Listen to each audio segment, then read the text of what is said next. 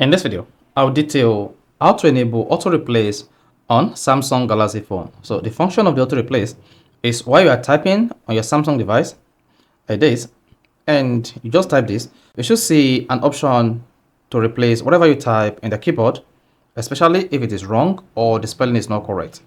Now, if I don't know this video, you found this video helpful and informative, please don't forget to like and subscribe. So to do this, all you just need to do is go to your Samsung phone settings. On the settings page, just scroll down until you get to general management and click on that. Now, once you selected that, locate the Samsung settings and click on it. Now, under here, just to scroll down until you see auto replace, click on that. Now, once you selected auto replace, make sure this is enabled. If this is disabled, in your case, make sure this is enabled. However, if you have multiple languages here, you need to make sure you select the language where you want to use auto replace while using it on your Samsung phone keyboard. So this is the easiest way or the simplest method you can follow to enable or turn on auto replace on Samsung Galaxy device. So if this is helpful and informative, please don't forget to like and subscribe.